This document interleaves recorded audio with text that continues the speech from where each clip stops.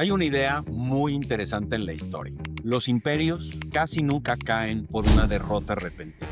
Caen porque en algún momento su ambición empieza a crecer más rápido que su capacidad para sostener. Ese es el argumento central de The Rise and Fall of the Great Powers, el libro clásico de historia geopolítica de Paul Kennedy. Kennedy estudia más de 5 siglos de historia, desde la España imperial hasta Estados Unidos en el siglo XX, y encuentra un patrón que se repite una y otra vez. Las grandes potencias crecen, se expanden, se vuelven más ambiciosas, pero llega un punto en el que sus compromisos estratégicos superan y por mucho su base económica. A ese fenómeno lo llaman Imperial Overstretch. Es el momento en el que el poder empieza a consumir la base que lo sostiene. Ahora, si cambiamos una palabra en esta teoría, si en lugar de usar imperio decimos startup, la historia empieza a sonar peligrosamente familiar. Empresas que levantan demasiado capital, organizaciones que expanden su operación antes de consolidar su modelo de negocios, startups que confunden crecimiento con fortaleza. En nuestra conversación, Manolo menciona un ejemplo muy claro: WeWork.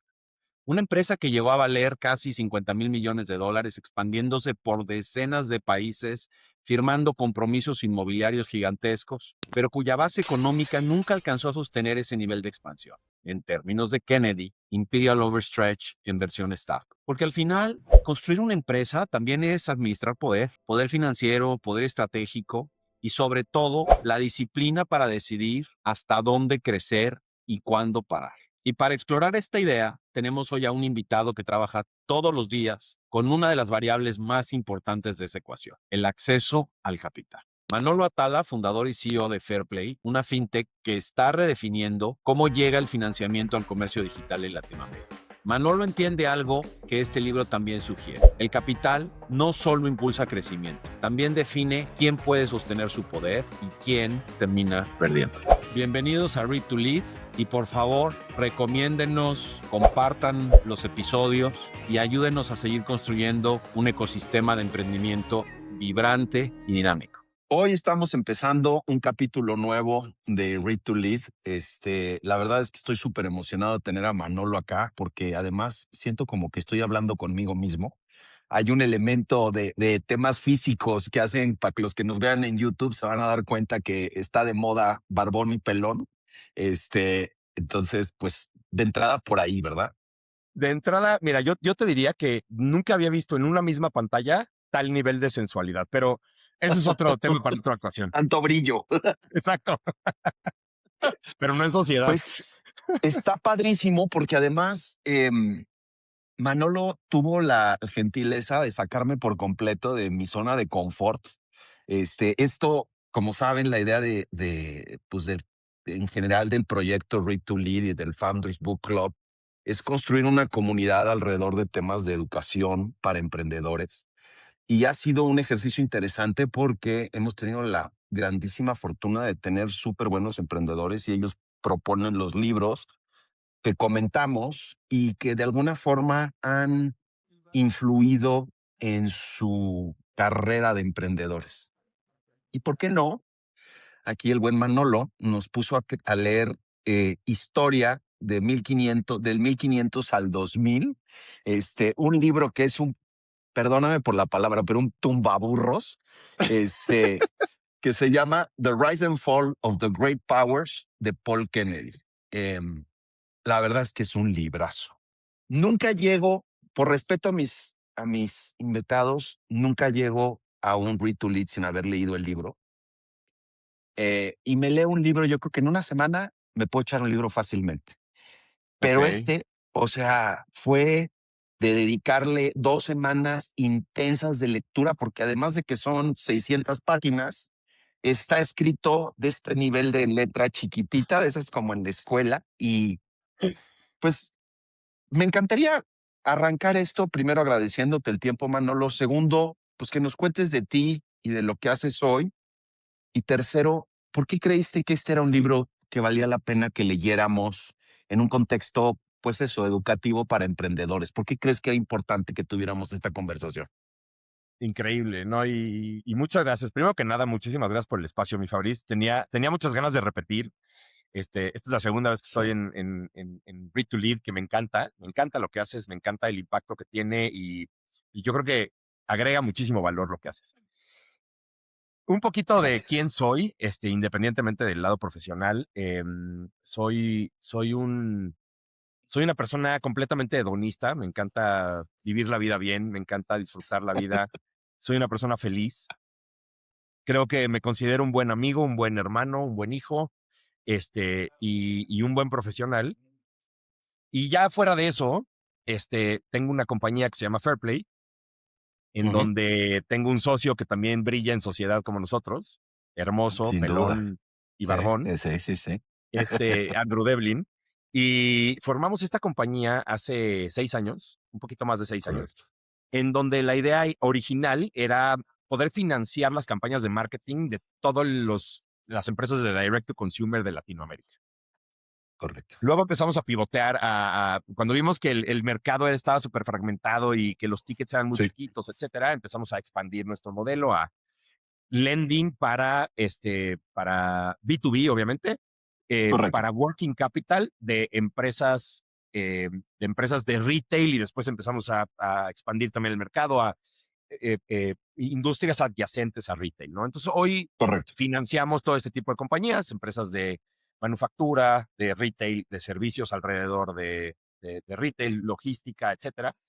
Y tenemos un componente tecnológico muy importante. O sea, yo sí te podría decir que de todas las compañías fintech, que hay unas compañías increíbles de fintech en México, Sin duda. creo que sí estamos en el top 3, por lo menos, de hacer underwriting, ¿no? De manera digital, Correcto. muy profundo. Espectacular. Entonces, eso hacemos. Y te voy a contar por qué este libro. Y de verdad te pido una disculpa por Antes de el... que lleguemos ahí, déjame. Fairplay no es tu primer emprendimiento. No, O sea, ya, o sea, parte de las cosas que me parecen súper interesantes, y ahorita llegamos a lo del libro, es la carrera de emprendimiento ya como tal es una carrera, ¿no? Y gente como tú ha venido teniendo estos ciclos y cada ciclo es interesante porque tenemos esta idea preconcebida de que el emprendedor nace y puta, es exitoso a la primera y hace su, ya sabes, su unicornio a la primera. Y creo que poco a poco tenemos que ir aprendiendo que, igual que en la historia, hay temas que tienes que ir aprendiendo poco a poco como emprendedor y no vas a llevarte la primera. O sea, la primera es, o si hay casos, pero eso de puta, la primera le pegué y soy un, ya sabes, un crack y todo este rollo, es un tema que vas construyendo con el tiempo. Entonces, me encantaría nada más que nos contaras un poquito antes de Fair Play que hubo y ahora sí ya nos pasamos al libro. claro que sí. Pues mira, yo empecé mi primer emprendimiento que cuando no existía la palabra emprendimiento ni startup, cuando lo inicié, que fue en el 2001, yo tenía 21 años, este, lanzamos una compañía de publicidad móvil, ¿no? Rotulábamos coches y Sí, le vendíamos las campañas a Coca-Cola y a qué Pepsi, divertido, etcétera, ¿no? Muy divertido. qué chido. Luego cerramos Sí, ese negocio por un tema de la comisión o sea, por temas de la Secretaría de Movilidad, que empezaron a bloquear ok. ese modelo de negocio.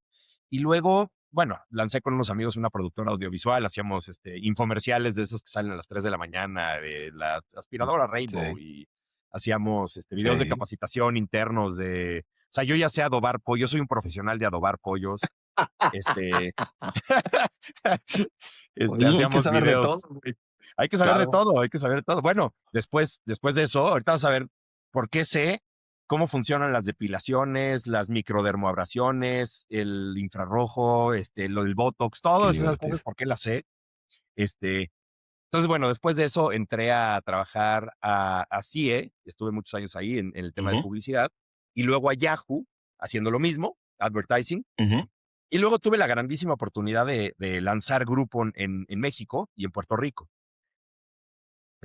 Ahí con todo el Qué equipo de padre. Daniel Urraga, de Oscar Jensen, de Chuck, ¿no? De Juan Pablo Cuevas. Y con ellos montamos todo grupo en Latinoamérica. Y después, cuando ya salió a bolsa en 2011, yo hasta el 2013 me salgo, abro como una pequeña consultora, me aburro como enano. Y justamente con los mismos fundadores de grupo en Latinoamérica, sale la oportunidad de lanzar Corner Shop, ¿no? En 2015. Ahí se unen dos historias muy curiosas porque la misma semana, cuando Baris, tu tu invitado de hace dos capítulos estaba Correcto. vendiendo sin delantal en México, yo estaba Sí, cuadrando la estrategia para lanzar Corner Shop en México también. O sea, yo estaba en San increíble. Francisco con Oscar y Dani planeando Corner Shop México, la misma semana de la Qué venta de sin padre. delantal. Entonces fue Qué bien curioso increíble. eso. Y entonces me convierto como en el country manager, el que lanzó México. Fui uno de Ujú, los primeros ujú. inversionistas de Corner Shop.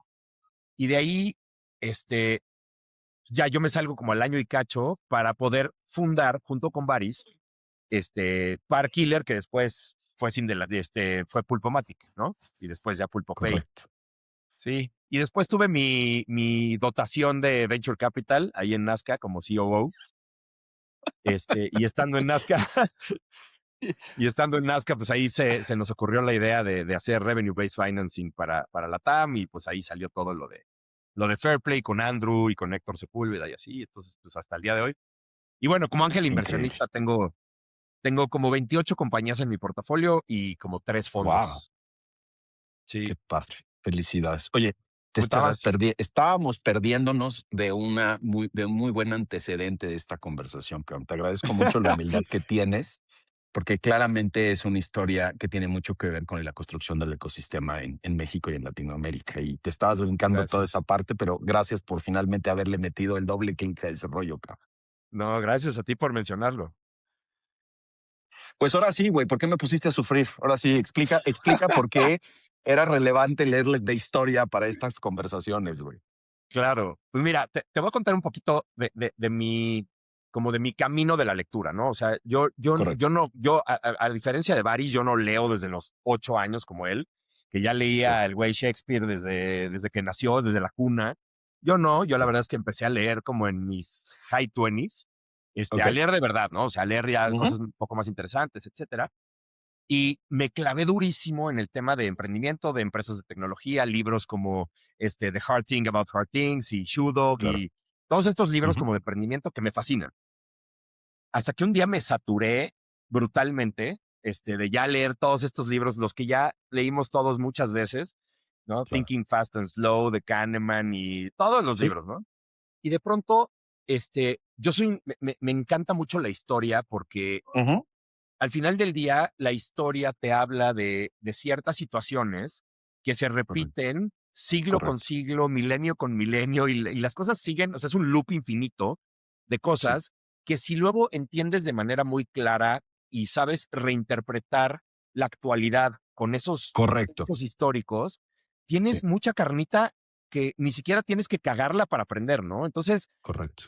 empiezo a leer un poco de historia, me empiezo a clavar. Soy una persona que no es que sea bélico, pero me encanta escuchar, me encanta leer sobre temas bélicos y luego me clavé en el Sí. D-Day, ¿no? De las Correcto. 6 playas y cómo fue la toma Claro. de Normandía y luego me fui a Gengis Khan y luego me fui al Imperio Otomano y luego me fui, o sea, como que empecé Qué bueno, al increíble. Alejandro Magno y eso me llevó, cuando yo me ponía a hacer presentaciones de Fair Play al principio, todas las presentaciones de estrategia internas de la compañía tenían nombres, D-Day, Gengis. Bueno, Qué la risa. verdad es que, oye, me pueden funar aquí, ¿eh? ¿Puedo decirlo? Tú dale, Había güey. una, había una que le puse así y después lo cambié, pero teníamos que lanzar productos muy rápido y le puse Blitzkrieg. O sea, Oye, o sea, luego te cuento un poco mi contexto al respecto, pero la verdad es que Hitler en eso lo hizo bien, cabrón. O sea, hay que apreciar la capacidad que tuvo con el país que tenía en su momento de construir ese elemento bélico, cabrón. Entonces, no, nadie te va a cancelar al respecto. sí, Al entonces luego menos se no lo yo. cambié. Sí. Luego lo cancelé, lo cambié, pero eso que dices tienes mucha razón y creo que en unos minutos más vamos a tocar ese tema porque tiene esa casuística muy particular de Hitler, la manera en la que construyó el ejército nazi para hacer su despliegue militar en Francia, sobre todo en Francia, Sí, específicamente, sí, eh, tiene mucho que ver en comparación con cómo se hacen ciertas estrategias que funcionan y que no funcionan en las empresas de tecnología en el siglo XXI, 100%, ¿no? totalmente. Entonces, ahorita te pongo yo el ejemplo que yo creo, ¿eh? No, no, Entonces, creo que por eso eh, recomendé que leyéramos este libro, porque tiene muchas cosas de las que si tú te pones a leer 2000 años para atrás o 1000 o 500 años para atrás y empiezas a entender un poquito la hegemonía de algunos imperios, cómo Sí, funcionaban, cómo se movían sí, a la velocidad de lo que lo hacían, con qué dinero lo hacían, claro. puedes entender cómo financiar ciertos proyectos, compañías, etcétera, y cómo se mueren algunas compañías en la actualidad, así como se murieron algunos imperios en el pasado. Entonces, me encanta Totalmente. comparar a mí la historia con la estrategia de negocio actual, ¿no? Por eso, ¿Sabes qué? por eso lo Perdón. escogí. No, y quiero hacer doble clic en un par de conceptos que me parecen súper relevantes de lo que estás diciendo. El primero es la historia sin contexto es puro cuento, güey. O sea, hoy leer de historia sin tener el contexto completo, que fue de las cosas que a mí, la verdad, este libro me trajo. Todavía tengo algunos temas y ahorita los platicamos, pero la manera como contextualizó desde un punto de vista económico toda la historia, desde los 1500 hasta los 2000, me pareció fascinante. Y yo creo que como emprendedor, el segundo punto que quería hacer sobre lo que estabas haciendo es cada vez más vamos a tener tiempo libre en términos de nuestro quehacer diario, ¿no? Ya pasar más tiempo codeando, construyendo y una serie de cuestiones, va a haber ciertas eficiencias en tiempo que se van a dar y más en un contexto agéntico. El que sepamos tener la capacidad de tener curiosidad y de conocer de otros temas va a facilitar mucho nuestra construcción creativa. Y eso es de lo que me encanta de poder platicar contigo. Sé que tienes un perfil súper creativo, güey, puta, sé que la pinche música para ti es un rollo, pinche hardcore muy cañón, toda esa historia, I know it. El que tú propongas un libro de lectura, perdón, un libro de historia para la lectura que estamos haciendo ahorita, me parece tan relevante porque habla mucho de cómo, sin duda, necesitas entender de cómo construir los negocios y hay libros para eso. Pero yo creo que como founder y como humano en general, necesitas abrir espacios de curiosidad y de construcción creativa para que seas más efectivo en lo que estás haciendo, ¿no? Y por eso agradezco mucho que me hayas puesto para el chayotes, cabrón. Gracias a ti por aceptar este ladrillo, porque sí es un ladrillo gigante. Oye, fíjate que ahorita que hablabas del Blitzkrieg, seguramente lo platicamos en algún momento, pero no sé si tú sepas, mi papá peleó en la Segunda Guerra Mundial. No sabía. Mi papá nació en 1925 y peleó en África, el francés, y peleó en el norte de África contra el Afrika Korps de Rommel. ¿Cómo Este, crees? sí, sí, sí, y subieron por el Monte Cassino, por la batalla de Monte Cassino, por Italia, y luego pues llegaron a Francia. Y el libro fue un ejercicio como otra vez de contextualizar desde un punto de vista económico todo lo que pasaba, porque además, como tú sabes, yo estudié en el liceo y entonces el tema de la historia, puta, nos la machacaban bien cañón. Pero hay muchas cosas que me contaron muy distintas a como lo leí en este libro. Em, y parte de lo que me gustaría empezar a profundizar contigo alrededor del libro es el tema económico alrededor de la construcción de estos poderes, como les dice el libro. No sé si quieras entrarle tantito por ahí, si te parezca un buen camino para empezar a platicar ya propiamente del libro. Sí, sí, sí. O sea, digo, no sé por qué año quieras empezar. O sea, si nos vamos de adelante para atrás. Como tú quieras, de lo que te parezca más importante, porque al final del día, eso sí, siempre lo decimos, la idea no es hacer un resumen del libro. O sea, Claro. quien esté escuchando esto, pues eventualmente que lo lea o que se meta a ChatGPT o que se meta a Gemini. Yo le dediqué un chorro de rato ahí como a tratar de ver qué sacaba de todo esto. Pero lo que te parezca más relevante y podemos hacerlo como tú quieras. No, buenísimo. Y creo que por donde empezaste, creo que es bastante relevante. O sea, cómo se construyen estos poderes, ¿no? Y creo que Correcto, si nos vamos como al inicio del libro, un poco, te habla de Europa en el 1500, ¿no? O sea, que correcto. lo que significaba Europa en el 1500, que si lo traemos a la actualidad o a finales de los 1900, pues es Silicon Valley, ¿no? ¿Quién Totalmente. pensaba que Silicon Valley fuera a ser lo que fue? Entonces, Europa se convirtió en eso, ¿no? En el 1500, bueno, un Correcto. poquito antes. Digo, para la gente que no, para que tenga contexto la gente en realidad, pues Europa Europa tenía un grave problema a diferencia de otras regiones del mundo, ¿no? Como China, como India, etcétera. Y el problema principal de Europa era que estaba tan fragmentada con diferentes culturas, Correcto. este, diferentes, sí, sí, culturas ay, ¿cómo? Traigo otra palabra en No, la cabeza, eran además de culturas, distintos pero países, o sea, comunidades, exacto, y completamente reinos. separadas unas de otros. Exacto. Exacto, reinos, ¿no? Entonces, Sí, había tanta fricción interna que pues no era una región que tuviera muchísimo futuro o que no se le veía muchísimo futuro en esa época. Hasta que correcto. rompe, o sea, la unión del reino de Castilla y de Aragón con los reyes Correcto. católicos. Y de ahí empieza, o sea, empieza el imperio español ahí, ¿no? Y Totalmente. entonces, como que, ¿cómo se forman estos poderes? Pues obviamente por temas completamente políticos y económicos, ¿no? O sea, no sé si tú has leído sobre el matrimonio de Isabel de Castilla y Fernando de Aragón. Es fascinante Fascinante. ver cómo se pusieron de acuerdo. Ellos en realidad no se iban a casar y luego acabaron ya casándose por temas súper políticos. Isabel era una crack, Correcto. o sea, Isabel y Catalina la Grande eran las Sí, cómo dos, no. y Cleopatra, ¿no? Las tres grandes mujeres de este mundo son esas tres, ¿no? Y, y entonces empieza a formarse este imperio Sí, territorial y colonialista a base fue un imperio en realidad extractivo. O sea, totalmente. descubrimiento de América, Cien por en ciento. navíos gigantescos, comercio transatlánticos. Ellos empiezan a hacer extracción de muchísimos recursos. Y ahí viene el primer problema estructural, ¿no? Que lo estoy resumiendo 300 años del Imperio Español a No, 2 minutos, totalmente. ¿no? Pero esa estrategia extractiva sin construir los fundamentales de negocio para continuar con esa hegemonía que llegaron a Sí. tener, pues fue lo que los acabó matando y no los mató de un día para otro, los mató lentamente, ¿no? Empezaron básicamente a gastar más de lo que podían producir. Pues aquí estamos de regreso con Manolo.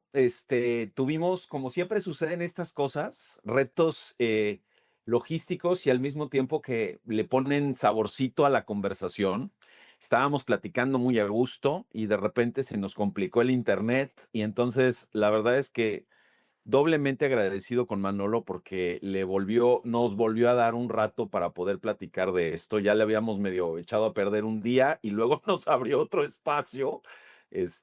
De verdad, muchas gracias, Manolo. Oye, al contrario, mi Fabriz, acuérdate que yo estoy feliz de grabar esto, caray. O sea, estoy muy contento porque son dos temas que me apasionan mucho, porque hablar solo de emprendimiento y de empresas de tecnología y de todo este rollo me gusta, pero si mezclado con temas de historia y con temas de, o sea, libros y todo, bota, es una gozadera.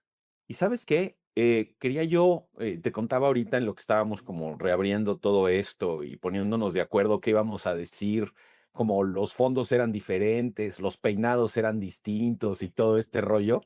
Este, em, es curioso, y ahorita retomamos el hilo de la conversación que traíamos, pero es curioso cómo estos últimos 3 libros del Read to Lead eh, están siendo de historia y creo que estamos pasando por un momento muy particular en México, o sea, recién ayer, y esto lo dejo simplemente como un punto de historia, de contexto, fue cuando agarraron al Mencho y se armó un verdadero merengue en el país es- y bueno, también salió la Suprema Corte en Estados Unidos a decir que los aranceles puestos por Trump no eran legales y creo que estamos tratando de entender con puntos de referencia históricos dónde estamos en el mundo, ¿no? Y creo que los emprendedores nos estamos, y me sumo, porque pues como sabes, Signi, de alguna forma es también un emprendimiento,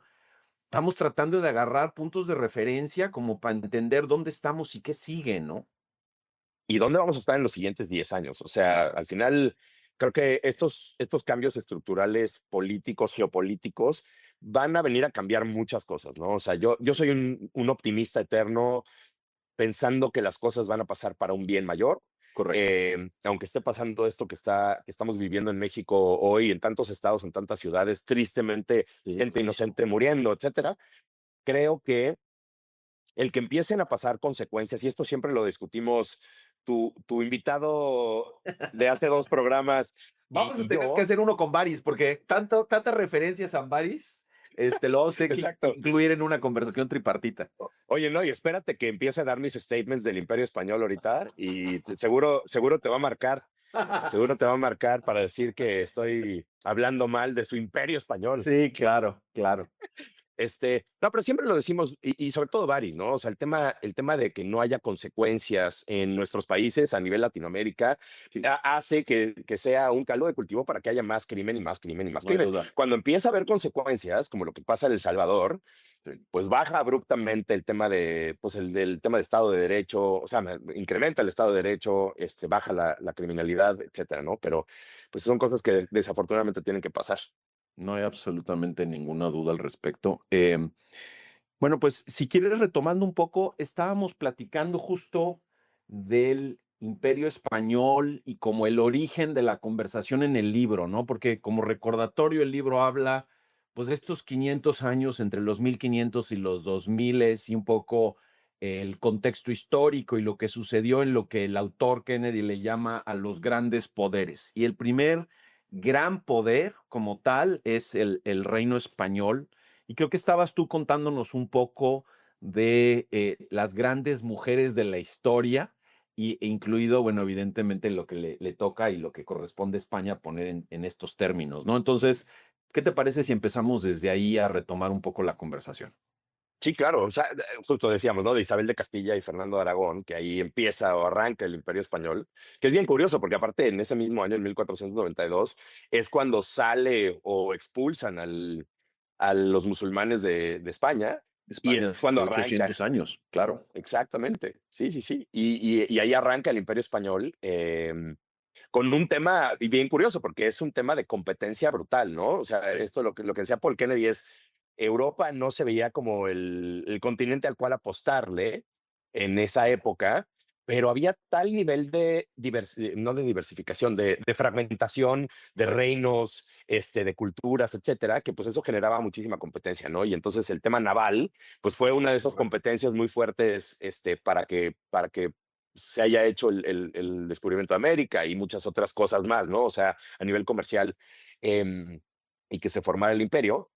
Y justo, ¿no? Lo que íbamos a empezar a decir hace rato, ella iba a decir, cuando se nos cayó el internet, era precisamente que, pues, uno de los grandes problemas del Imperio Español fue su inmensa inversión o su poca estrategia fiscal, digámoslo así, y de lo que gastaba versus lo que producía, ¿no? O sea, Correcto. el Imperio Español tuvo muchas cosas espectaculares, universidades, tuvo tecnología, tuvo mucha cultura, unión de muchísimas culturas en Correcto. América, pero su base productiva era muy baja. O sea, Sí. ellos en realidad, o sea, ellos eran extractivos a nivel de X miles de toneladas de plata entre 1500 y 1650, o sea, hacían mucho eso, oro adicionales también. Mucho de ese oro, hay la falsa sensación de que es que los españoles llegaron a quitarnos el oro. No, todo ese oro está metido en las iglesias en toda Latinoamérica. Eso, no, eso nadie se lo robó. Sí. Y entonces eso genera muchísima liquidez, pero esa liquidez no se convierte en industria, ¿no? O Correcto. sea, ellos, el corazón como fiscal del Imperio Español era Castilla, ¿no? El Reino de Correcto. Castilla. Pero la manufactura en realidad de España venía o se consumía de muchos otros lugares, no se producía internamente, no crearon industria. Y Correcto. entonces, pues eso obviamente lleva a inflación, ¿no? Otros países como Inglaterra, etcétera, pues generaban industria textil, construcción naval, innovación financiera, etcétera. Pero pues España no convertía eso en base productiva. Y eso, ahí empieza el problema. Tanto así que hubo suspensión de pagos de España, y aquí lo tengo en mis notas, suspensión de pagos 1557, 75, 96, 1607, 1627, 1647. Es como, güey, traído al presente, pues es como, oye, estás subsidiando marketing, brother. O sea, estás subsidiando, o como muchas fintechs están subsidiando yield ahorita. Totalmente. te Claro. pagamos el 15% Sí. de ¿A interés. qué costo, Cuando- no? ¿A qué costo? Pues si los CETES están a 7, cabrón. ¿No? Correcto. Entonces, creo que eso que pone Kennedy en el libro, a mí me parece fascinante porque no es algo muy diferente de lo que vivimos hoy en el mundo de las startups, ¿no? Es Correcto. bien interesante eso. Y súmale que, y ahorita, si quieres, ahorita me meto y vas a decir algo. No, lo que quería decir, estaba yo también revisando mis notas y de las cosas relacionadas con el Imperio Español que me parecen como interesantes agregar a lo que estás diciendo es, de entrada, geográficamente la extensión era inmensa. Y entonces, administrar geográficamente esta extensión inmensa era realmente muy costoso y muy difícil. O sea, desde un punto de vista logística, olvídate ya desde el punto de vista de la, ¿cómo se llama? Del andamiaje político. Simplemente logísticamente, estás hablando de algo gigantesco. Si le metes el mar en medio, bueno, todavía más grande, ¿no? Y además hay una consolidación, hay un intento de consolidación cultural utilizando el catolicismo como esta herramienta de conversión a que todos hablemos el mismo idioma, que los lleva a tomar ciertas decisiones, y ahorita hacemos los paralelos con las startups, pero pues es cuando corren a los judíos, cuando empieza todo este problema de la persecución, y justo lo tocaste tú antes de que empezáramos a hablar, también es cuando sacan a los moros. Exacto. Controlar todo esto al mismo tiempo, de esta forma y usando los términos del libro, es un buen ejemplo de overstretch. Justo. O sea, es el claro ejemplo de Overstretch, eso. Es como, hicieron un gran trabajo en cuanto a la estrategia naval inicial de ir a, bueno, que llegan a, creo que fue a no a Santo Domingo, Llegan a Cuba, ¿no? Primero. llegan a Cuba primero, pero creo que se establece, Hernán Cortés se establece primero en República Dominicana y de ahí ya brinca a México. Pero esa estrategia fue muy buena y de unificación, o sea, el catolicismo funcionó perfecto para unificar a todas las culturas americanas, ¿no? O mesoamericanas primero. Y creo que después el atasque fue el problema logístico que dices. Es que sí fue un atasque. O sea, Sí, fue un fíjate, ¿no? O sea, y ahorita me encantaría ponerte dos ejemplos muy claros Venga. de este Imperial Overstretch versus no hacerlo, ¿no? Correcto. Este, es muy chistoso. El, imagínate todo lo que tenían que hacer los españoles. Primero que nada, formando España. Correcto. O sea, primero Sí. formando una cultura, un país, un imperio, ¿no? Entonces, eso ya es suficientemente complicado como para ahora vete a hacer, ¿cómo se dice? Subsidiarias al otro A lado. otros países, claro. Bueno, a otras regiones, digamos, porque pues era el mismo país, pero bueno. Exacto, a otras regiones del mundo. Entonces, tienes la creación del imperio, tienes la corrida de los moros, tienes también el tema de la conquista naval, ¿no? La conquista continental de América. Correcto. Pero al mismo tiempo te estás peleando con Holanda, bueno, lo que eran Países Bajos. Sí. Al mismo tiempo te estás peleando con la Galia, ¿no? Con lo que hoy es franceses. Francia. Sí, sí, sí. Estás defendiéndote en el este con el Imperio Otomano. Que Correcto. o sea, ellos acababan de quedarse con Constantinopla Correcto. 40 años antes y Sí. venían hacia Viena y luego hacia España. Entonces, protegente de esos güeyes. Y luego, intervención constante en Europa Central, o sea, toda la ebullición que había en Europa Central. Entonces, eso, Sí. lo que tú dijiste, se resume perfecto. Imagínate el pedo logístico y el costo que conlleva eso. Complicado que es, claro.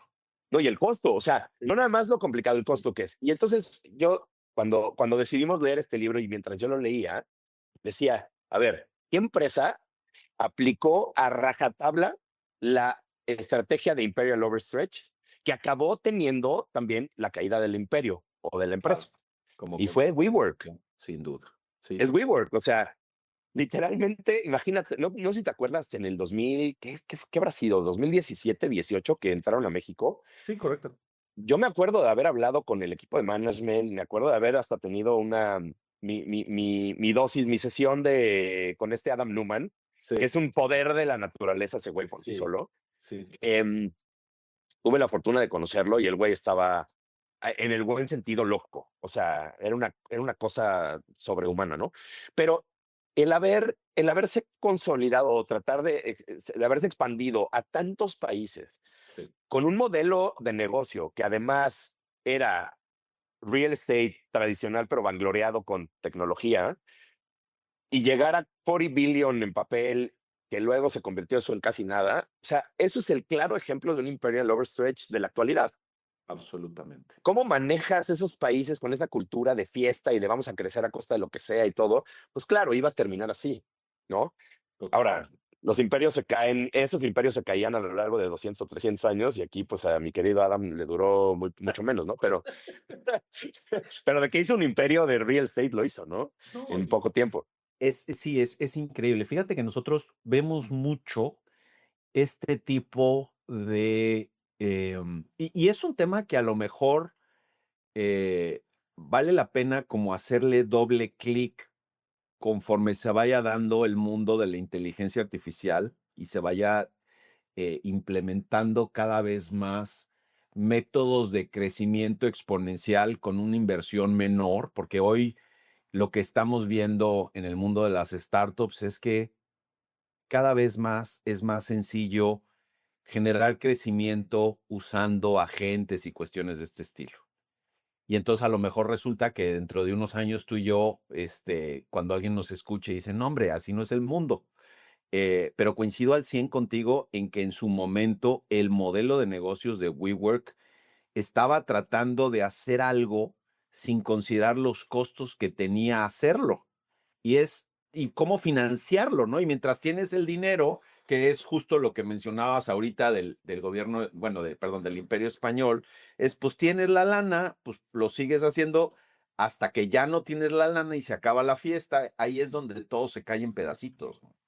Claro, y te digo una cosa también, como que muchas veces cuando como emprendedor tú creas un modelo de negocio, creas un modelo financiero, ¿no? Para ver cómo se ven tus siguientes 3, 5 años, lo que sea. Correcto. Creo que hay una cosa que nosotros nunca contemplamos. Siempre contemplas, a veces de manera lineal, a veces de manera exponencial, a veces contemplando o asumiendo que tu costo de adquisición baja, que tus ingresos suben, etcétera. Normalmente nunca se da, ¿no? O sea, lo que viene en el Es Excel, en el cierto. modelo financiero, no se da siempre, pero si lo construyes bien y tienes cierta Sí. lógica, está bien. Algo que nunca metemos en esos assumptions cuando vas a levantar dinero, es decir, oye, mira, mi modelo me pide a lo largo de 3, 4 años, me pide X millones de dólares, ¿no? Lo que nunca contemplamos es, oye, ¿qué pasa si el mundo cambia? ¿Qué pasa si se seca el dinero? ¿Qué pasa si...? Y entonces es como de, oye, si eso pasa, mi modelo de negocio está tan flojo que a lo mejor se muere. O sea, si no eres capaz de pasar un evento como el que nosotros vivimos como startups en 2022, 21, Totalmente. es que tu modelo no era tan fuerte, Y los unit ¿no? economics se vuelven cada vez más relevantes justo en ese punto, ¿no? Exacto. Es como, oye, si tus unit economics eran negativos, si tú haces, ¿cómo se llama cuando solo le apuestas a algo? Hay una palabra, este, no es apuesta, es You double down. especulación. Ah, No, especulación. Si claro. tú especulas que, oye, ¿sabes qué? Yo tengo que cerrar 2 o 3 deals con este B2B o con, o sea, con este Sí. modelo B2B o con este cliente para yo poder ser positivo en mis unit economics, híjole, no creo que vayas a sobrevivir si le quieres meter escala, Sí, ¿no? totalmente, totalmente. Pues eso le pasó a España. O sea, eso es lo interesante, ¿no? Eso le pasó a España, hablando de unit economics. ¿Te acuerdas del dato que da el libro de cuánta gente vivía en Europa en 1600? Mira, ahí te va. Justamente es un dato Me encantó. brutal del libro. Mira, mientras China, al mismo tiempo, o sea, esto pasó al Sí. mismo tiempo, mientras China tenía 100 a 130 millones de habitantes en 1500 por ahí más o menos, Ajá. Europa, en general, Europa venía de una peste bubónica o de la Sí. peste negra Sí. como 100 años antes y se venía recuperando. O sea, Sí. Europa perdió el 50 o 60% de su población y estaban alrededor de 50 o 60 millones toda Europa. Es increíble eso, ¿no? Exacto, se venían recuperando. Me faltó decir eso en la parte de hace ratito. Qué bueno que lo mencionaste porque sí, o sea, eran la mitad de China. Es increíble. Y fíjate, otra de las cosas que a mí me pareció verdaderamente interesante, y me voy a brincar tantito y luego nos regresamos. Sí, En, en 1914, Estados Unidos, 1914, o sea, hace un siglo, eh, Estados Unidos tenía 98 millones de habitantes, el Reino Unido 45, Francia 39 millones de habitantes. O sea, es increíble la velocidad a la que hemos crecido como civilización y como especie y todo eso lo tienes que incorporar. O sea, lo bonito de regresarte a pensar en todo esto es que es algo que tienes que incorporar en lo que estás construyendo hacia adelante, ¿no? Y que te ayuda a entenderlo en el contexto de lo que sucedió entonces, pero también de lo que tienes que incorporar ahorita en lo que estás construyendo al futuro, ¿no? completamente de acuerdo. Y qué bueno que mencionaste 1914, porque hay otro ejemplo muy claro que es o sea, Alemania. Sí. O sea, ese es otro clarísimo ejemplo que aparte viene súper bien redactado en el Sí. libro, que Alemania pues viene de un, o sea, bueno, toda Europa viene de un, y este es un tema que hasta Baris me va a bullear porque es un tema que me apasiona muchísimo, que es la Belle Époque. Sí, claro. De Europa, mostly Francia, ¿no? Sí. De 1871 al 1914, en donde puta, Europa se desarrolla brutal a nivel Correcto. innovación, tecnología, cultura, arte, todos los inventos que hay en esa época, bueno, una locura. 1914, Alemania crece de manera desproporcionada con sus peers europeos, Correcto. pero todavía con un imperio británico Muy como fuerte, liderando, sin duda. el francés liderando, y entonces, o sea, no nada más es lo que todos sabemos que pasó con Franz Ferdinand, bla, bla, bla, ¿no? Eh, sino esta, estas ganas como de extraerse de eso, diciendo, oye, yo estoy creciendo más rápido, soy más eficiente, tengo mejor educación técnica, estoy creciendo, mi PIB per cápita crece más que ustedes, ¿por qué ustedes van a ser el imperio? Quiero dominar, ¿no? También era un tema de dominación en alemán. Y justamente, aparte, no solamente perdió una, sino que perdió dos por el mismo motivo. O sea, si tú quieres, y esto o sea, traspasado a los startups, es, si tú quieres ganar guerras de corto plazo, ser eficiente y súper agresivo está perfecto. Sí. Si quieres ganar guerras de largo plazo y estar aquí for the long run, necesitas una base económica brutal. Que lo que tenía Alemania era, o sea, pensaron estúpidamente, bueno, no estúpidamente, pero pensaron, sí, yo ya, ¿Cómo no se dieron cuenta? sí, así de, pensaron equivocadamente que su eficiencia militar Sí, y su rapidez sí. iba a ser lo que iba a ganar estas guerras. Y pues obviamente les faltaban todos los recursos, toda la estructura económica. O sea, el poder sigue a la economía siempre. No tienes estructura económica, no vas a tener poder, es muy difícil. Y sabes, yo creo también que algo que sucedió en esos momentos es que había esta teoría, o más bien, había una observación de que el armamento y la guerra eran motores de desarrollo económico, es decir, y eran, si te pones a pensar, por ejemplo, la bayoneta, este instrumento como muy, hoy lo vemos y es muy básico, ¿no? Pero el poder, bueno, o la pólvora, estas cosas que eran como muy, en su momento revolucionarias, pero ya en retrospectiva, pues eran desarrollos relativamente sencillos. La pólvora quizá menos, pero pues la bayoneta era un cuchillo que le ponías al rifle, ¿no? Modificaron las dinámicas de guerra y eso hizo que de alguna manera, un poco a lo que ibas tú, en el corto plazo hubiera una consolidación económica, porque por un lado producías para hacer la guerra de esa manera y pues ibas generando esta dinámica en donde ibas expandiéndote con base en esas tecnologías. Claro. El tema es que hay un punto en donde ya no es suficiente. pero es tan difícil darte cuenta que ya no te alcanza, que es ahí donde se rompen las dinámicas y lo que tú pensabas que te iba a ayudar como para dar este brinco, ahí te quedas corto, ¿no? Y yo creo que nos pasa todos los días.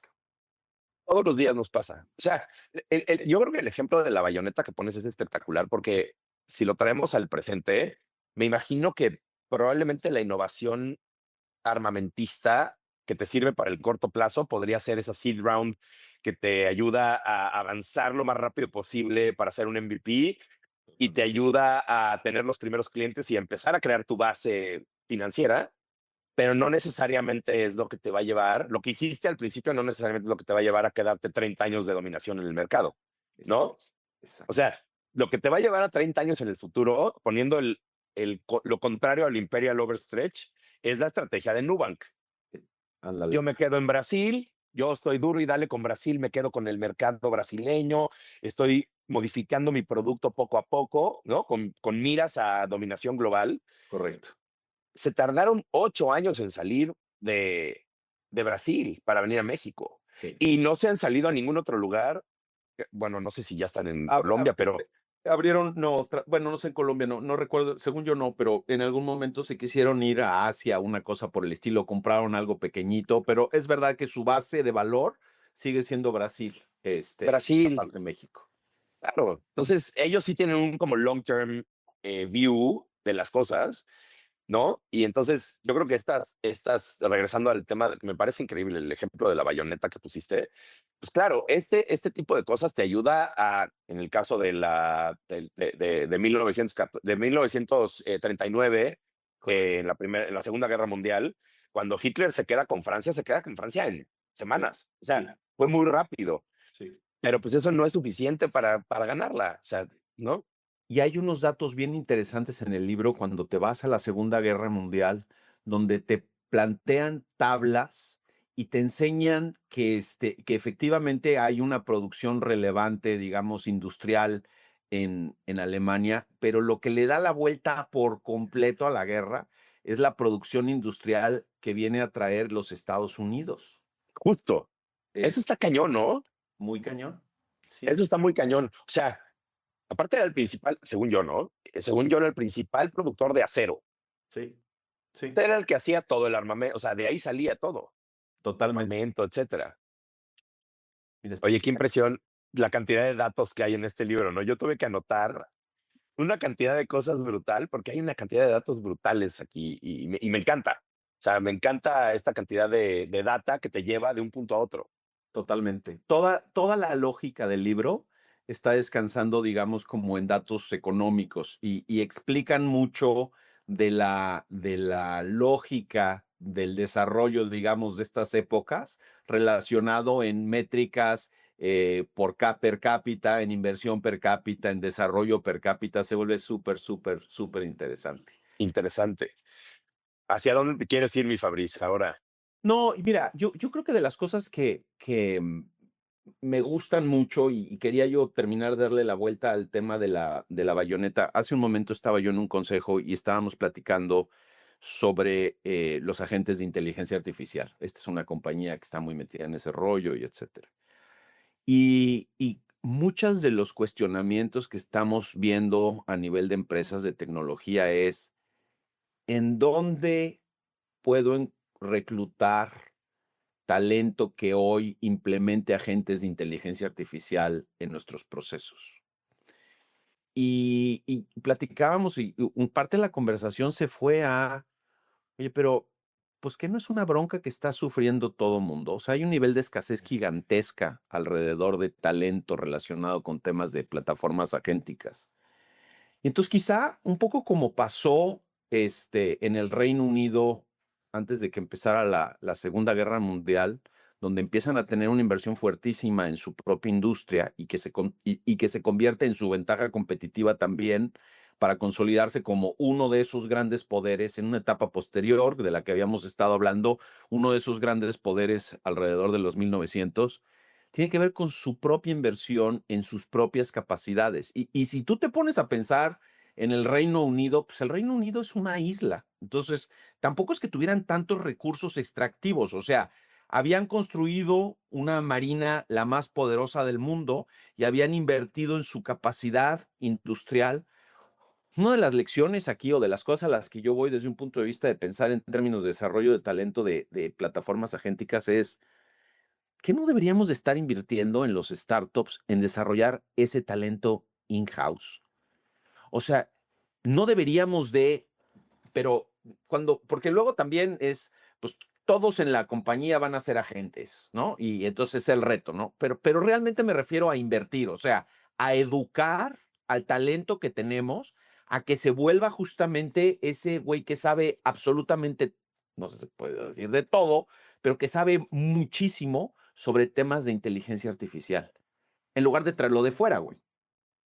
No puedo estar más de acuerdo contigo y déjame meterle una segunda derivada a tu comentario, porque no nada más es construirlo internamente, sino que además yo no veo AI como una área. Y ahorita voy a hacer una referencia a una emprendedora que quiero mucho, que el otro día comentaba que platicando con un corporativo les decía, es que, ¿cómo es posible que tengas una área de innovación?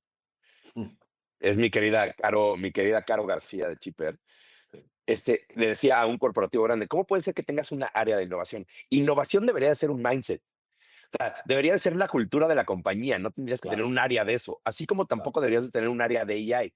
claro. Deberías de tener una cultura de eficiencia tal que desde el top management hacia abajo, tú puedas permear el que las soluciones de muchas cosas ya están allá afuera, es Correcto. simplemente desarrollarlas, ver con qué herramientas vas a utilizar para resolver ciertos problemas que antes no podía resolver una sola persona, que necesitabas 10 o 15 o 25, Correcto. ¿no?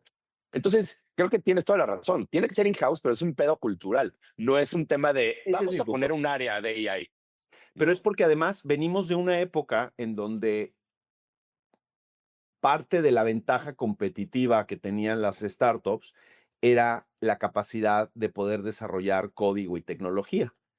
Y entonces vienes de una época en donde es como si vinieras, vamos a ver, de la época de la bayoneta, tengo que comprar más bayonetas, tengo que comprar más bayonetas, tengo que comprar más bayonetas, en lugar de reflexionar sobre cómo le hago para desarrollar esta nueva tecnología in-house, porque ya no necesito el acero, porque ya no necesito fundirlo, porque ya no necesito lo que necesito es catalizar conocimiento dentro de mi empresa y olvidarme un poco de, como lo acabas de decir, es un tema más de integración que de desarrollo, catalizar este pensamiento dentro de mi empresa de qué voy a tener que articular de plataformas que ya existen y volverme un experto. Y ese se va a volver una ventaja competitiva muy grande de mi compañía, en lugar de ir a tratar de contratar a alguien que ya lo hizo en otro lado, porque ese era el modelo que me funcionaba anteriormente, ¿no?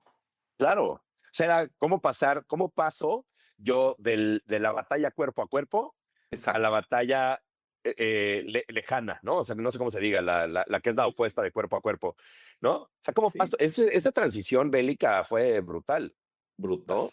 Entonces, yo creo que pasa lo mismo ahora. O sea, ahorita en la mañana platicaba con otro emprendedor, no sé si conociste en algún momento a Salo Davá, Sí, sí, el que lo acabó comprando a plazo, sí. este, y, y él es un friki de AI. O sea, ese güey es agéntico él mismo.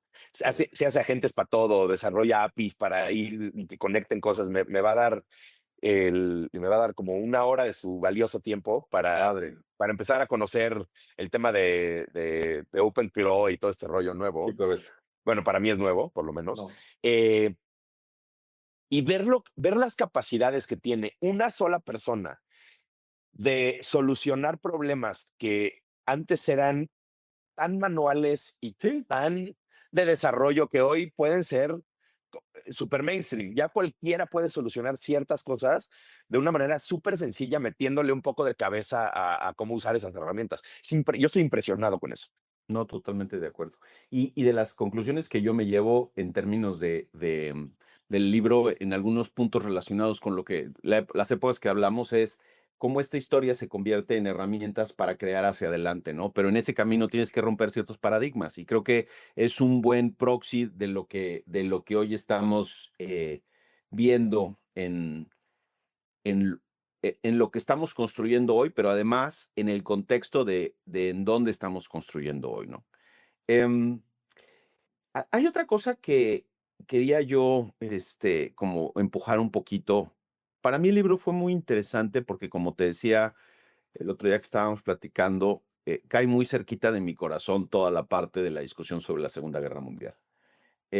Y yo crecí viendo al general de Gaulle como al salvador de ¿sabes? De Francia, y por muchas razones era así como esta figura que catalizaba a todos los franceses y etcétera, ¿no? Una de las cosas que habla el libro súper interesantes es em, el liderazgo de Gaulle, digamos, en la segunda vuelta, no directamente relacionada con la Segunda Guerra Mundial, ya en los 1960, cuando regresa y todo este rollo, donde el hombre, después de haber dependido muchísimo en los ingleses y en los americanos, pues literalmente para rescatar a Francia, luego les da la espalda.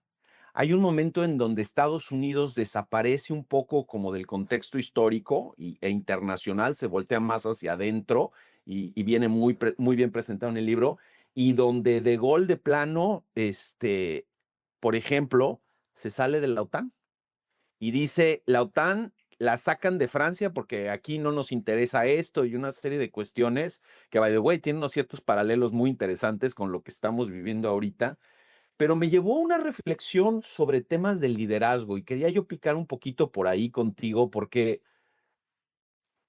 me encantaría escuchar o sea, qué piensas al respecto de eso. Ya no voy a seguir dirigiendo la conversación. Me encanta. Sé que eres muy, ¿cómo se llama? Muy reflexivo por un lado, pero también tienes puntos de vista de repente escandalosos para mucha gente. Entonces te quiero llevar a reflexionar sobre el tema del liderazgo e históricamente ciertos liderazgos que son como muy egoístas. Es un poco la palabra que estoy buscando. ¿Qué opinas de Sí, eso con respecto a los startups y a las empresas y todo esto? claro.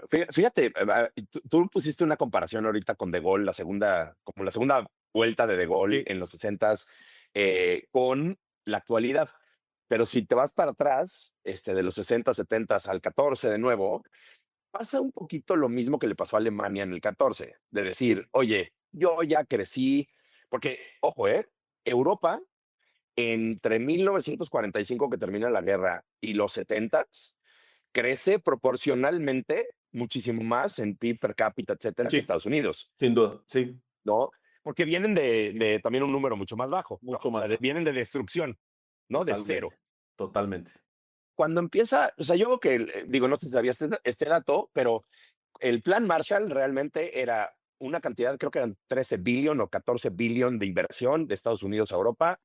Obviamente Estados Unidos nunca lo hace de buen pedo, ¿no? O sea, Estados Unidos tenía un plan perfecto para desarrollar industria tanto interna como externa, comercialización de insumos para reconstruir Europa. Y eso lo que hace es empujar hacia arriba a muchos de los países europeos, ¿no? Correcto. Y entonces cuando De Gaulle entra, esta es mi assumption, esto es mi opinión personal, ¿no? Cuando De Gaulle ya toma una Francia bastante más desarrollada, bastante más renovada, pues obviamente quiere hacer su spin-off. O Total. sea, Su spin-off, exactamente, tal cual. claro, Sí, quiere hacer un spin-off de, oye, Francia tiene una cultura, y esto ha sido de siglos atrás, ¿eh? sí. Francia tiene una cultura muy diferente a todo lo demás siempre, ¿no? Y yo creo que quería ya hacer su spin-off, o sea, antes no la iba a armar de pedo porque pues necesitaba la Ya inversión. hacía falta, claro. Claro, y en el momento que ve que Estados Unidos, su distractor principal era la Unión Soviética, cuando estaban con todo el tema del Sputnik y con toda la guerra espacial en ese momento y la guerra, pues, del tema del comunismo, en Sí. donde Estados Unidos quería abolir por completo cualquier indicio de comunismo, tanto en Europa como en América, Déjame pues te ahí voy a dar un aprovechó. elemento adicional. No solamente es la Unión Soviética, también es China, que viene muy detallado en el libro. Empieza la revolución, cultural, y entonces empieza a generar todo este ruido para Estados Unidos, ¿no? Claro, la de China fue más en los 70s, ¿no? O Sí. sea, la de China, esa como expansión, fue más en los 70s en China, pero la de los 60s, antes de este spin-off francés, viene desde antes, y aprovecha claramente la puerta o la ventana que se le abre de oportunidad a Francia para decir, yo ya estoy fuerte, ya salí del hospital, gracias, ¿no? Me sirvieron tus medicamentos, ya me curé, o ya estoy en proceso ya de salida, Sí, sí, sí. voy a spinofear. Y yo creo que si lo traemos al liderazgo actual, yo creo que hay dos maneras de verlo. Y bueno, así yo lo veo, ¿eh?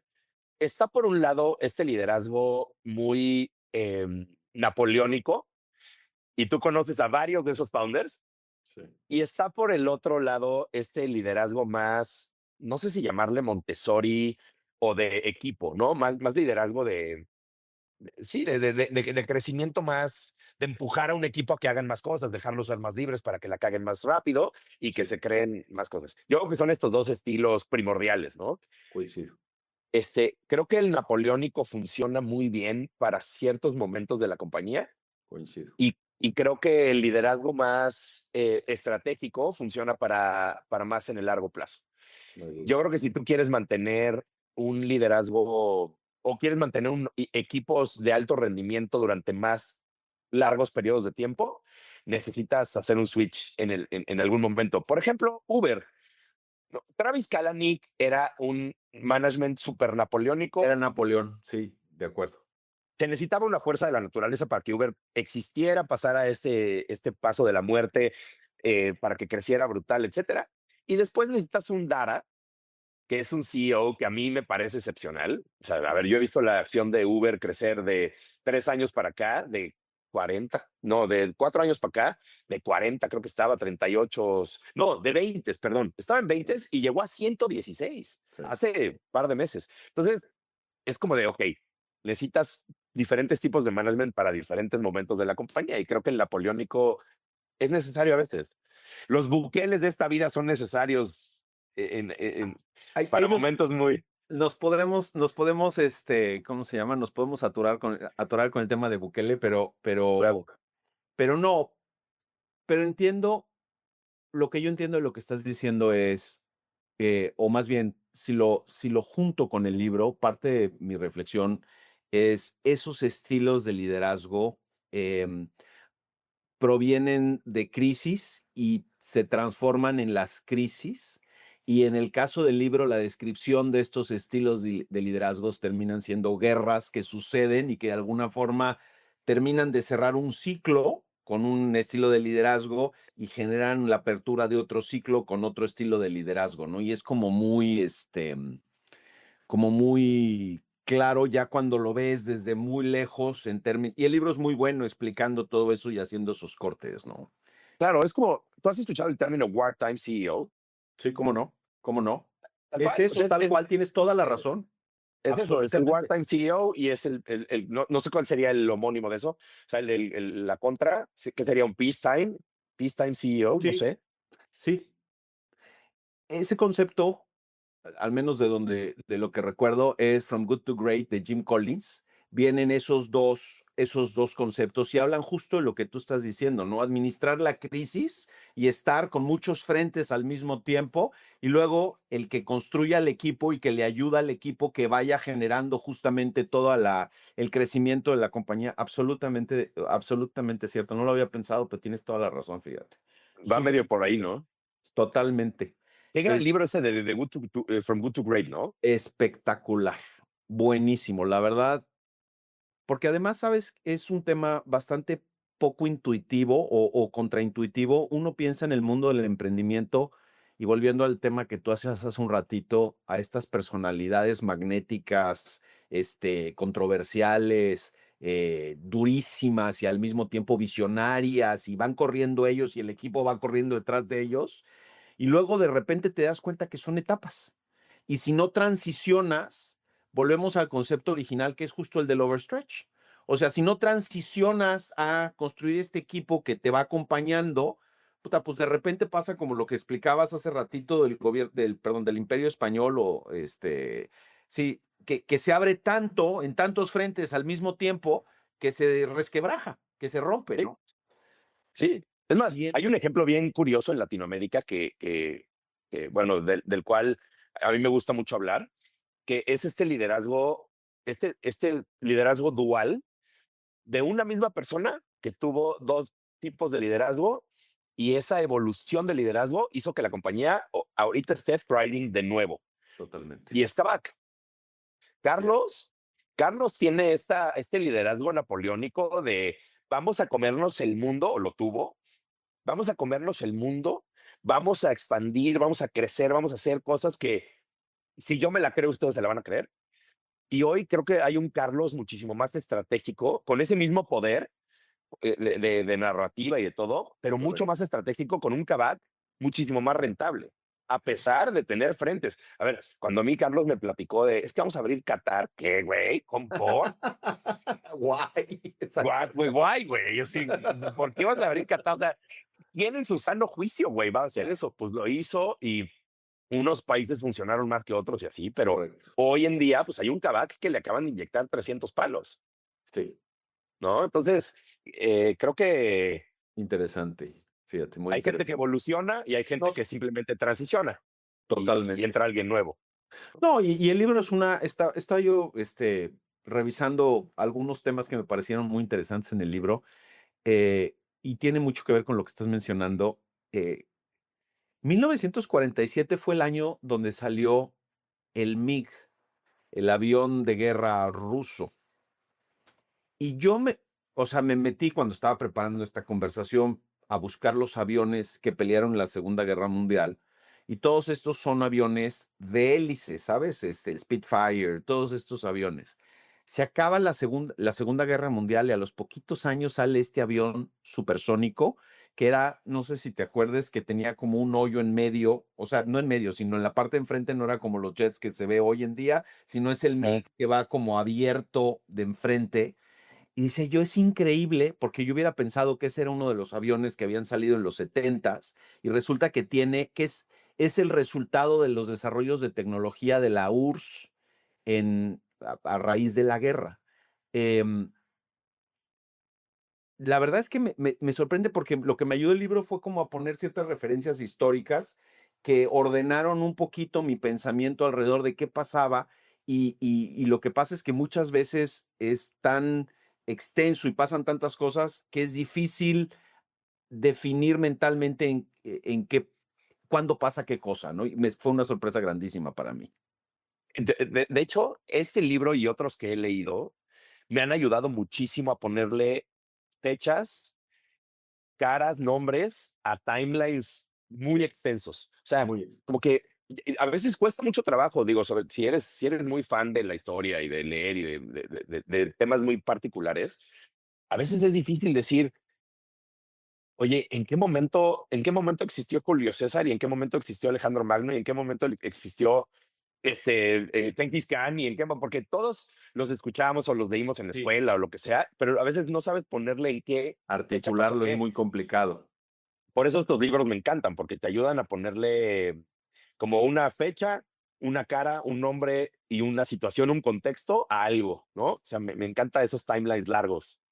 Totalmente. Y fíjate, como algo que quería yo como de alguna forma construir contigo acá es de las cosas que están muy ausentes en el libro, en la parte de en medio, es decir, otra vez, 1500 a 2000 es como este enfoque en los grandes poderes europeos y Estados Unidos, eh, donde se habla de Alemania muchas veces, donde se habla de la URSS muchas veces, y ahora Rusia, de las que, by the way, ahorita regresamos a Rusia y lo que está pasando en Ucrania y cómo entender un poquito cómo el libro te da ciertos elementos para entender lo que está pasando en el caso de Ucrania y de Rusia y un poco también para entender de dónde viene Rusia en todo esto.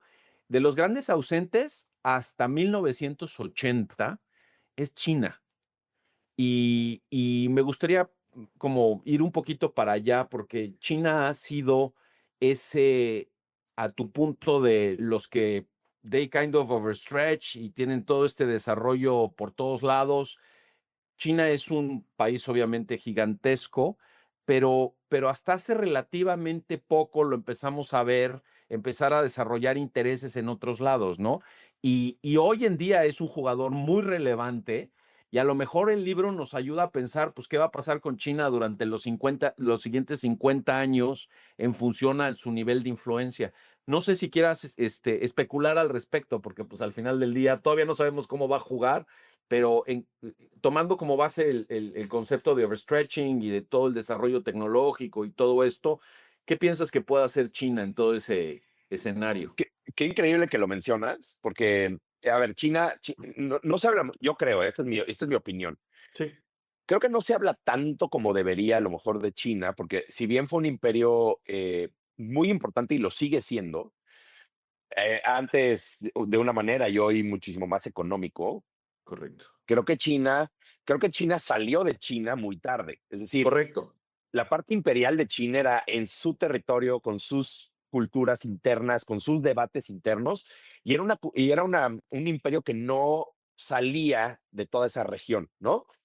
Es más, si te fijas antes, en esa época diría que ahorita se está hablando este libro del 1500 al 2000, ¿no? Vamos Sí, a nuestra actualidad, sí. pero los 500 anteriores, en realidad, si te fijas, era un tema estaba América por un lado, como una fuerza ahí independiente, Sí, estaba Eurasia, sí, muy movida con los moros y con los árabes y con la cultura musulmana, el islam y todo, y sí, estaba Asia. Eran sí, las tres como figuras sí. del mundo. Europa no tanto. Después Europa se vuelve el Ese centro de parte. todo en eso.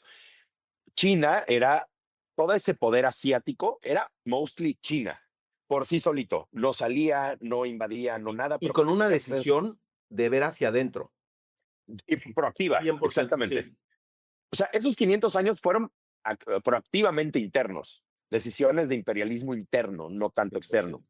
Entonces, no, y si te metes yo no me he metido, desafortunadamente no conozco tanto de la cultura china, pero creo que hay una cantidad de cosas absurda de la cultura china, de historia del imperio, pero hacia adentro, como dices. Totalmente. A mí el que más me dolió del libro, honestamente, que no apareciera tanto, y yo soy fan de ese tema, es el imperio holandés, el imperio naval holandés.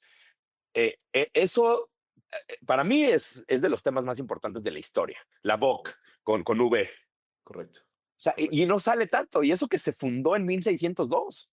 Habla un poquito de las provincias, ¿cómo le llama? Provincias independientes, y Ajá. justamente haciendo alusión a los Países Bajos, pero, y habla pues de la relevancia de Ámsterdam, como un puerto de comercio y una serie de cuestiones, pero es cierto que no, pues no sé si es que lo que siento un poco es que lo opaca, por un lado, todo o sea, el nivel de profundidad al que entra en el Imperio Español, y luego cuando empieza a hablar de la naviera, o bueno, de la... Británica.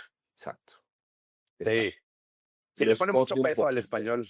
Claro, le pone peso al español, le pone peso al británico, Estados Unidos después, etcétera, pero me faltó de la VOC. Me Sí. faltó de la VOC y eso me fascina. La empresa de las Antillas orientales, me fascina ese tema. Súper interesante. Oye, Manolo, y tratando como ya de irle dando un poquito más para ir como encaminándonos a la parte final de esta plática contigo con respecto a este libro, eh, ¿cuáles serían los 4 o 5 puntos por los cuales un emprendedor debería de leer este libro?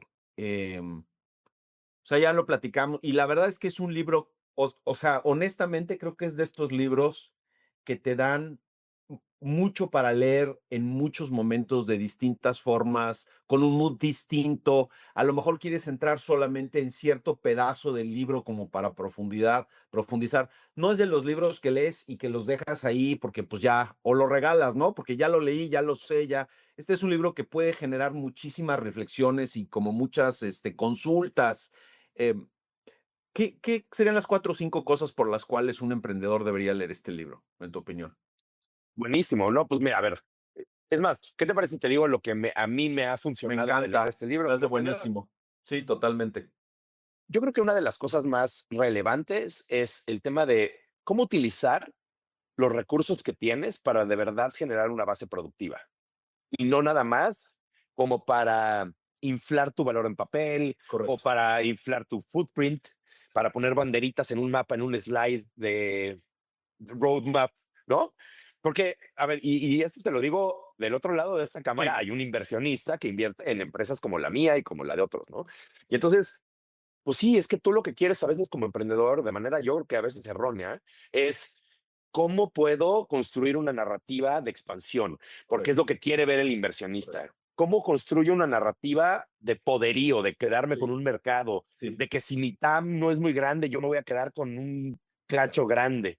claro. Y yo creo que a veces toda esa narrativa opaca la importancia de ser súper estratégico con ciertos puntos. Cómo construir una base sólida financiera para poder evitar potenciales black swans que pueda haber en Sí, el mercado, sí. ¿no? Eso yo creo que sería el primero. O sea, eso te ayuda mucho para definir bien cuál podría ser tu estrategia de los siguientes 3, 5, 10 años. Otra que no es muy, que nadie la quiere oír porque es incómoda y es de hueva y hay que estudiarla y hay que trabajar, es la importancia de los unit economics, que es Sí, aritmética básica, pero nadie quiere hacer la suma. Y entonces, es cierto. todo este tema de los subsidios, subsidiar guerras, o sea, esa típica frase de elige bien tus batallas, estos Sí. imperios no lo hicieron, ¿no? Es totalmente de acuerdo. Pero además lo que es interesante, perdóname que te tenga ahí un segundito, esos imperios no lo hicieron no porque fueran tontos. O sea, No, no, no. lo que quiero decir es, hoy en el contexto de los startups, como lo estamos platicando, el medir todo desde que arrancas, se vuelve tan relevante porque hay tantos ejemplos de civilizaciones que se les olvidó medir esas cosas y que eventualmente caput, ¿no? Totalmente. Es más, te voy a dar un dato muy curioso porque, y cero tontos, al contrario, creo que hay gente espectacularmente lista. Nada más que ahí el problema del timing y el problema de la logística geográfica impactaba mucho. Es decir, mientras alguien, un sargento, un coronel, decía, vamos hacia atacar Flandes, cabrón, pues sí, el Imperio Español, vamos por Flandes, no sé qué, puta, pues era en lo que se tomaba la decisión y llegaban al lugar, pasaban 2 meses, cabrón. Totalmente. Y ahora mueve la logística, o sea, mueve a 5,000 soldados o 3,000, los que sean, ojo, que comen, que duermen, que cagan, perdón por mi expresión, No, no, no, no. o sea, Pobrecitos si no, caray.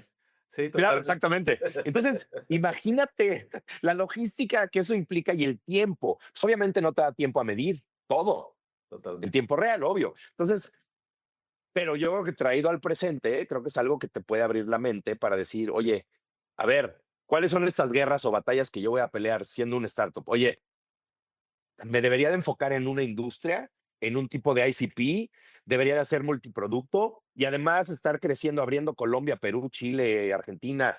Mi producto hace sentido en esos mercados, no hacen sentido. Si soy una fintech de lending, hace sentido que tenga una tasa de usura en Colombia. ¿Para qué abro Colombia si mi yield no me da? O sea, como que hay demasiados Correcto. frentes que podríamos cortar Totalmente. aprendiendo de la historia de otros que, pues, cayeron por abrir demasiados frentes. Totalmente. Yo creo que otro muy importante, y me lo mandaste en las preguntas del archivo que me pareció fascinante, es el cómo evitar usar dinero como sustituto de eficiencia. O sea, cómo no te atascas cuando Sí. tienes acceso indefinido a capital. Y creo que también los ejemplos que te da este libro, creo que son ejemplos muy claros que se pueden traducir claramente a 2026 a una empresa de tecnología o de cualquier otro índole, eso debe ser de otra industria, ¿no? Sí. Y el tema que dice Kennedy, o sea, Kennedy muestra de manera muy clara que estos imperios extractivos con acceso a recursos, llámese startups que tienen acceso a capital, a venture capital, priorizan el gasto inmediato, el gasto en marketing, el gasto en headcount, vamos a contratar, contratar, contratar. Y creo que a veces, en lugar de priorizar estructura para escala, priorizas cosas muy cortoplacistas en tu estrategia. Y entonces creo que de eso se puede aprender mucho si sabes cómo traducirlo, ¿no? Cómo ponerle Totalmente. ejemplos de hace 500 años a hoy. Eso es bien interesante, ¿no? Em, como fintech, yo te lo digo, y cuántas veces no he estado yo en una conversación. Tengo la fortuna de haber estado ya en 300, 400 llamadas ya con inversionistas y estar pichando lo mismo. en donde los inversionistas me dicen, es que, ¿y por qué no creces tan rápido? Y entonces ahí digo, no, este güey no tiene ni puta idea de lending. O sea, cuando alguien me dice, ¿por qué no creces el portafolio tan rápido? Es como de, dude, qué naif, pobrecito. Porque sí digo, oye, es que si creces un portafolio tan rápido, se te empieza a deteriorar la cartera y si Claro. te deteriora la cartera, vas a caer en NPL y después tú mismo me vas a empezar a joder por el NPL. Entonces, mejor te digo desde ahorita que la estrategia es esta, ¿no? Sí, no hay duda que regalar dinero es muy sencillo. Cobrarlo Claro. es lo complicado, ¿no? Obvio. No hay duda, 100%. Exactamente.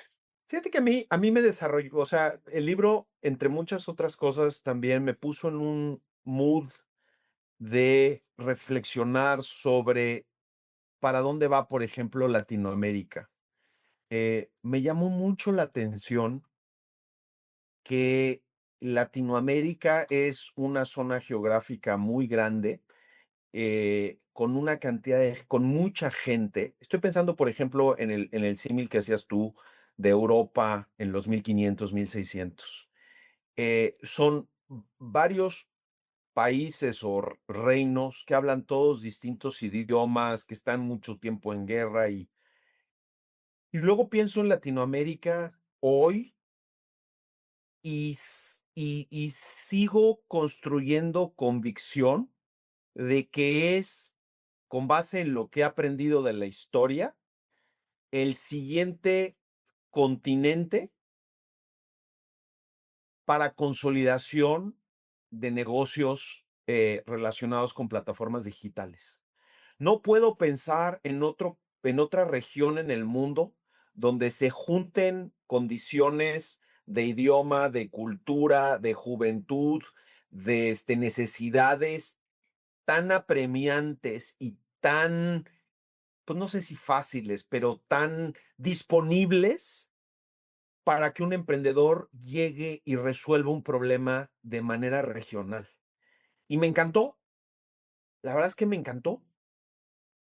Y mira, mencionas algo que me fascina porque yo soy un pro Latinoamérica, me encanta Latinoamérica y le tengo no nada más una fe ciega.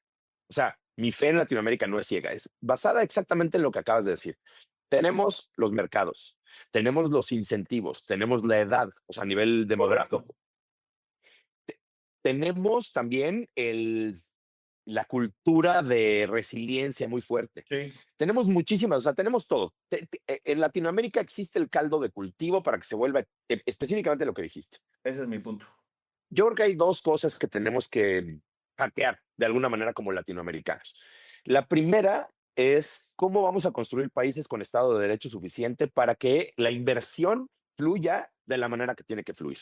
Correcto. Mientras no exista el Estado de Derecho que se requiere para que la inversión llegue de manera fluida, no va a pasar. Entonces, tenemos que hackear esa parte, por un lado. La otra parte que hay que hackear muy fuerte es el tema geográfico, porque lo dijiste al principio de este comentario. Somos una región muy grande. O sea, si tú en un mapa, ¿no has visto este meme de si tú pones México? Sí, claro. Sobre y Europa. toda Europa, es toda Sí, sí, Europa. sí. Entonces, puta, ¿cómo hackeas el tema geográfico de puta, los Andes? Tenemos relieves complejos, Colombia en es un buen tierra, ejemplo de eso, como dices. Sí, tienes toda la razón. Colombia.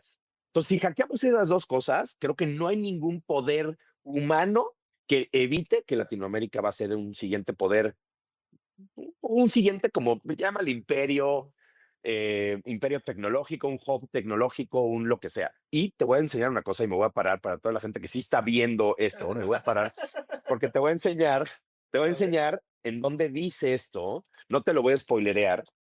Fíjate en este libro. Este libro de aquí, para los que no lo están viendo, The Next es 100 Years. Okay. The Next 100 Years de George Friedman. Sí, sí, Es un claro ejemplo que no les voy a spoilerear de nuevo, ¿no? Y se lo echan rápido, se lo echan rápido. Sí. No voy a spoilerear nada, pero lo que dice Fabriz no está muy lejos de que pueda pasar. Ahora, de que nos toque vivirlo a los que tenemos 45, 50 plus, no sé. Pero George Friedman habla de una evolución muy fuerte de este caldo de cultivo que hay en Latinoamérica, bien importante, y es un libro que yo recomiendo muchísimo para que lo lean. Qué bueno. Qué bueno. La verdad, mi querido Manolo, ha sido un placer platicar contigo. De verdad te digo que me pusiste a parir chayotes durísimo en el proceso de lectura del famosísimo mamotreto que propusiste. Y luego mamotreto por el tamaño y por la cantidad de información. Empezó como todo un reto y acabó como todo un placer. De verdad, recomiendo mucho el libro. Es de esos libros que, bueno, para recordar, se llama The Rise and Fall of the Great Powers de Paul Kennedy. Lo recomiendo mucho para leerlo de un jalón o en pedacitos, pero realmente creo que hay la posibilidad de extrapolar mucho conocimiento de un libro tan bien documentado y tan bien escrito. Y nos recuerdas que hay que formarnos de manera integral. O sea, la verdad es que no, o sea, el ser técnico sin duda tiene mucho valor, pero si no eres, y más en esta época que arranca con la inteligencia artificial, si no tienes un componente profundo de humanista, te vas a quedar a un lado de todo. De todo. O sea, te ayuda mucho también estar, o sea, ser un poco redondo en ese aspecto a nivel 100%. cultural. Te ayuda mucho para avanzar, para crear estrategia, para contratar gente, para hacer equipos, para hacer liderazgos. O sea, yo creo que es bien importante. Y yo no sabes cómo disfruté también esto, o sea, el leerlo con este enfoque, porque lo leí con este propósito. Entonces, Totalmente. ¿no? O sea, cambia mucho el tema, el timing, te tardas a veces más o menos o lo que sea, pero cuando lo lees con este propósito para discutirlo con alguien tan inteligente como tú, Hombre, qué amable. y discutir temas interesantes que mezclan historia y tecnología y, bueno, el mundo actual y el viejo, etcétera, puta, a mí le decía yo a alguien hoy en la mañana, este es el podcast que más se me antoja grabar, Qué ¿no? Y claro, porque todo todo es alrededor de Fairplay, que si cómo llegué a hacer Fairplay y cómo hicimos Andrew y yo para hacer esto. O sea, como que todo ese tema claro, ya lo he hablado muchas veces y es claro, padre, pero claro. puta, hablar de estas otras cosas se me hace una gozada personal. Qué padre. Pues te agradezco muchísimo. La verdad es que estuvo divertidísimo y estoy seguro que quien lea el libro va a encontrar muchas otras cosas además de las que platicamos. O sea, hay mucha información, como dijiste tú hace un momentito, y hay muchas derivaciones de pensamiento del libro que obviamente no nos quisimos ni nos pudimos meter por temas de tiempo y también porque no se trata de ahorrarle a nadie la lectura. Pero sí es de esos libros que creo que son fundamentales como para entender el mundo en el que estamos y sobre todo para seguir construyendo el mundo que sigue, ¿no? Entonces, Total, de acuerdo. un gran abrazo, mi querido Manolo, y como Igual. siempre, un agradecimiento muy, muy, muy, pero muy, muy, muy profundo por el tiempo y por la disposición y por la energía, cabrón. Tienes la mejor energía del mundo, güey. Muchas gracias, mi Fabriz. Me Te agradezco. encanta, de verdad. Yo te agradezco mucho por la invitación, por darme este espacio para platicar contigo de un tema que me apasiona tanto y me encantaría repetir las veces Seguro. que sea necesario. No, seguro que sí, te tomo la palabra. Mil, mil gracias. Gracias a ti y un abrazo a todos.